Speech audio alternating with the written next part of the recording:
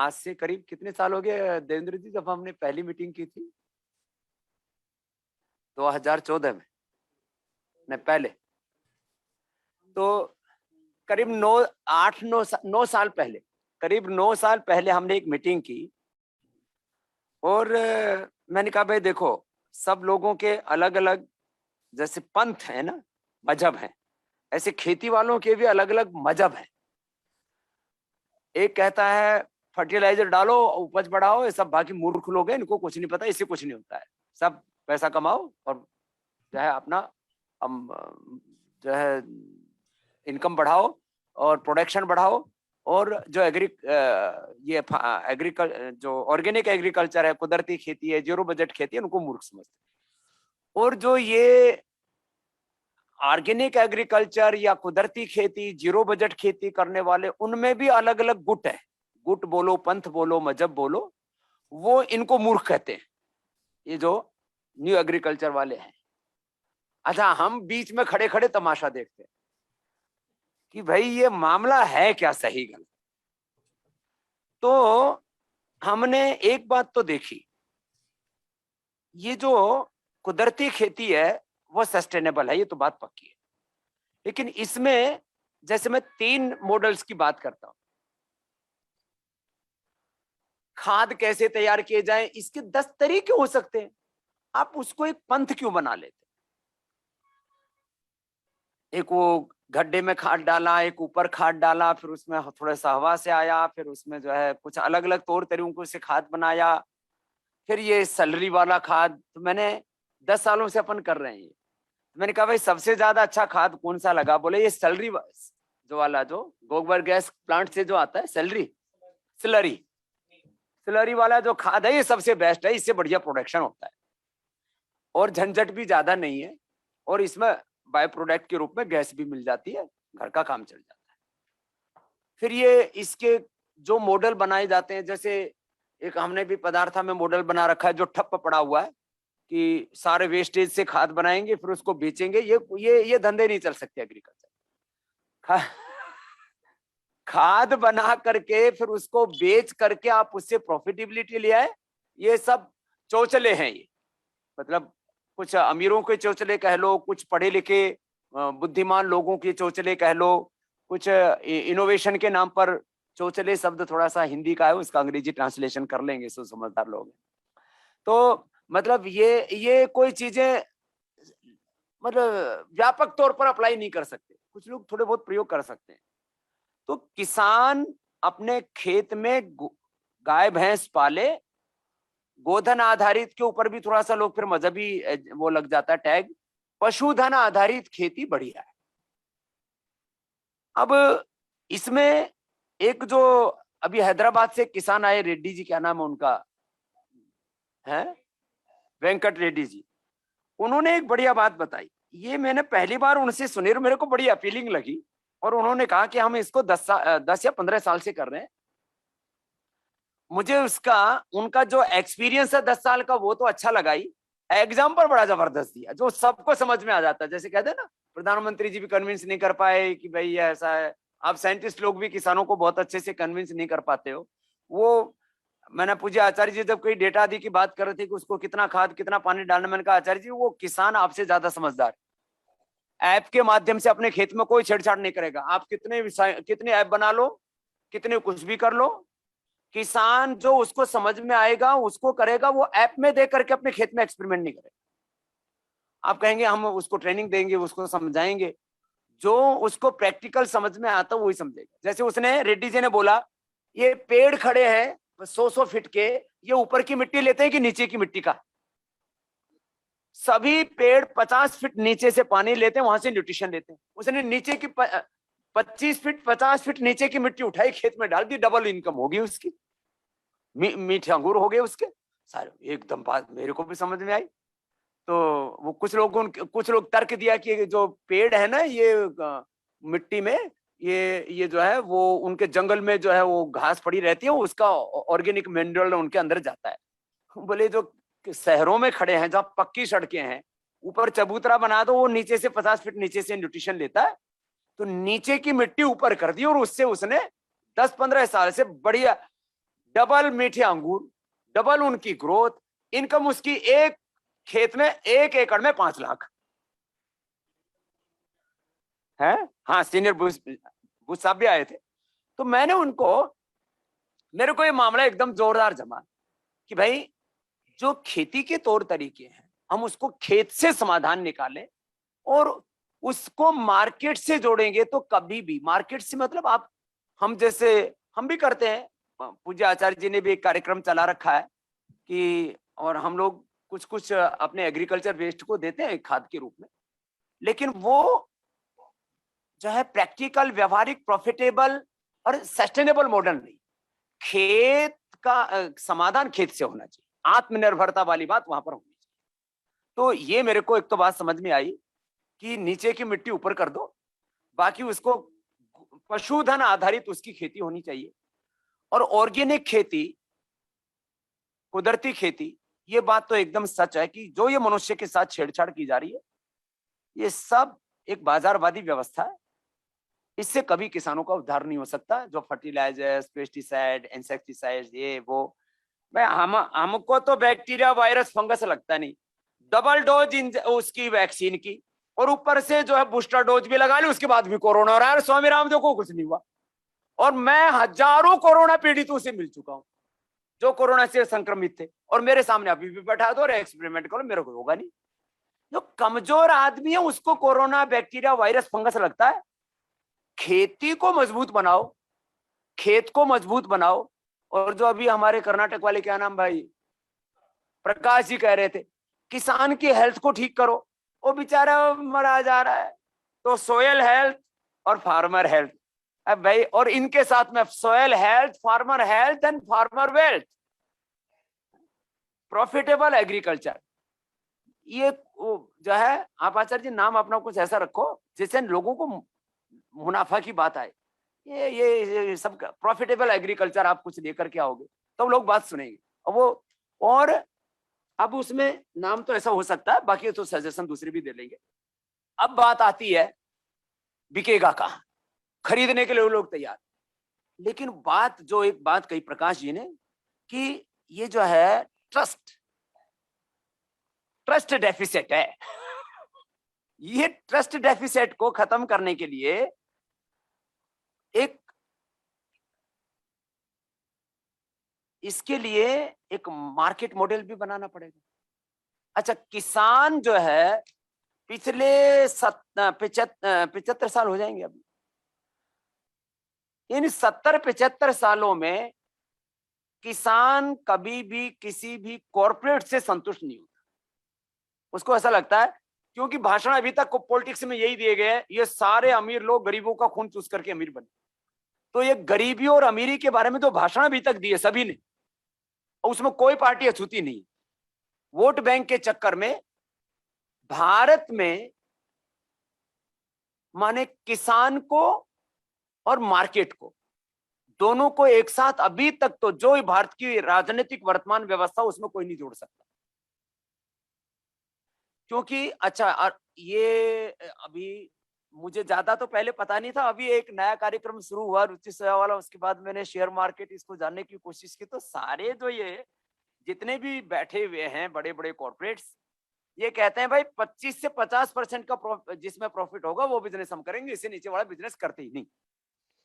इसलिए टाटा, बिरला, अडानी, अंबानी, जो भी कुछ बड़े बड़े नाम हैं, वॉलमार्ट, ये कोई भी इस हिंदुस्तान में ये एग्रीकल्चर मॉडल को खड़ा नहीं कर सकते, क्योंकि उनको 50% का प्रॉफिट चाहिए, 10-20% का एग्रीकल्चर में, फिर वो उसमें वेस्टेज में और उसमें गिन लेते हैं कि भाई कभी क्या हो जाए, पता नहीं क्या नहीं हो जाए। तो ये, हाँ, मैं एक चीज इसमें सोच रहा था, मैंने इस बारे में अभी एकदम व्यवहारिक बात कर रहा हूँ, किसी को सजेशन हो तो फिर आप लोग इसमें और चर्चा कर लेना। कम से कम हम हिंदुस्तान के 100 शहरों में ये प्रयोग करके और उसको फिर आगे बढ़ाएं कि एक 50,000 या 1 लाख स्क्वायर फीट का एक, जहां सबकी अप्रोच हो, जहां हिंदुस्तान में करीब 10 करोड़ ऐसे लोग हैं जो किसी भी भाव कोई चीज खरीद सकते हैं। हिंदुस्तान के अंदर 20 करोड़ ऐसे लोग हैं जो माने आज जितना वो जिस रेट से चीज खरीद रहे हैं, उसको करीब 1.5-2 गुना भाव में खरीद सकते हैं। करीब 40 करोड़ ऐसे लोग हैं जो करीब 25% ज्यादा दे सकते हैं। अब ये 10 करोड़ लोग भी थोड़े थोड़ी होते हैं, 10 करोड़ में तो एक एक बड़े बड़े देश समा जाए। हाँ भाई 15 करोड़ हो, थोड़ा और भी थोड़ा खींचतानी करें, थोड़ा लोगों को इस बारे में अवेयर करें कि लोग इतनी महंगे महंगे मोबाइल खरीदते हैं, महंगी महंगी गाड़ियां खरीदते हैं, तमाम तरह की बकवास चीजों में पैसा खर्च करते हैं। लोगों को करें तो हम अमेरिका जैसे देश की आधी आबादी 15 करोड़ हो जाते हैं। 15 करोड़ लोगों को हम अच्छा खाने के लिए प्रेरित कर सकते हैं। उसके लिए करीब 100 शहरों में हम ऐसे बड़े स्टोर बनाएं और एक चैन बनाएं। अब उसको कैसे बनाएं, इसमें कोई भी, जैसे अभी सरकार ने कोशिश की कि जो है कॉन्ट्रैक्ट फार्मिंग शुरू हो जाए, लोग फिर इकट्ठे होकर के फिर उसको ऐसा कर लें वैसा कर लें।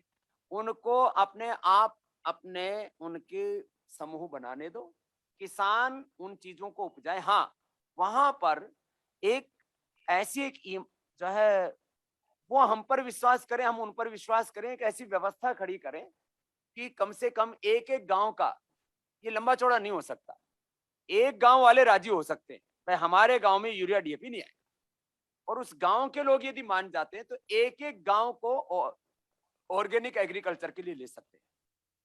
इस तरह की बात की जाए तो उस गांव की पूरी उपज, एक गांव की उपज बहुत बड़ी होती है, थोड़ी नहीं, उस गांव की पूरी उपज, या 2-3 गांव, कुछ ऐसे भी लोग हैं, कुछ जगह तो ऐसे जैसे उत्तराखंड जैसे प्रांत हैं, ये हिमाचल जैसे प्रांत हैं, कौन से प्रांत में तो बोलिए, हमारे यहाँ तो करीब 70% 80% वो ऑर्गेनिक ही है। नहीं वो तो उन्होंने तो किया था, अभी किसी में स्टेट में था, बोलिए हमारे यहाँ तो 80% ऐसा ही है, उसको हम थोड़ा, हाँ ना ना आंध्र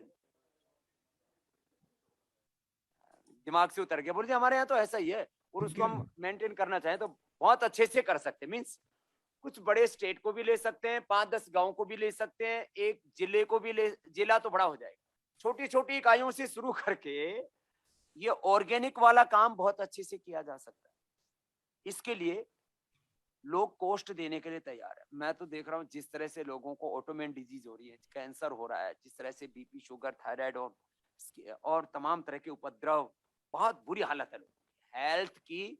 क्योंकि पहले तो मैं था ही, और अभी और क्लोज कांटेक्ट में कि मैंने तो करोड़ों लोगों के शिविर किए हैं, अभी भी करीब 1000 से ज्यादा लोगों को रोज देखता हूँ, और उनसे करीब 100-150 लोगों से रोज मिलता हूँ, देखता हूँ। वो किसी भी कॉस्ट पर कोई भी चीज, कोई भी दवा, कोई भी खाना खाने के लिए तैयार। ये हम ऐसे, ये ऑर्गेनिक वाला मॉडल भारत में अभी तक किसी को चला नहीं पाया, इसको रिलायंस वाले नहीं चला सकते। इसमें जो है लोगों को ट्रस्ट चाहिए, माने कंज्यूमर को भी और फार्मर को भी। व्यापारियों ने हिंदुस्तान में भरोसा खो दिया। अब इसमें यदि हमें ये काम करना है तो फिर बड़ा मतलब इसमें एक बार हमको भी जो है थोड़ा सा एक आंदोलन सा खड़ा करना पड़ेगा देश में। तो क्यों जी देवेंद्र जी? तो है, तो ऐसा करें तो ये ऑर्गेनिक वाला तो मॉडल ऐसे कामयाब हो सकता है। बाकी रही डेटा, ऐप और गवर्नमेंट की योजनाओं का लाभ, उसमें जो पूज्य आचार्य जी ने काम किया है, मैं तो उसकी तो इस रूप में तो प्रशंसा करता हूँ कि वैसे सरकारी काम है ये, मतलब ये मतलब मतलब हमारी लाइन से मेल नहीं खाता, क्योंकि ये सरकारी काम मतलब अलग ही तरह से चलते हैं। फिर भी आचार्य जी की जिद है, तो हो सकता है इसमें कामयाब हो जाएं धीरे धीरे, क्योंकि मामला तो पूरा ठीक नहीं चल रहा है, इसमें काफी गैप्स है। उन गैप्स को, क्योंकि सरकारी काम में एक अलग तरह का मैकेनिज्म होता है, यदि पूज्य आचार्य जी इसमें कामयाब हो जाते हैं तो ये बहुत बड़ी घटना होगी कि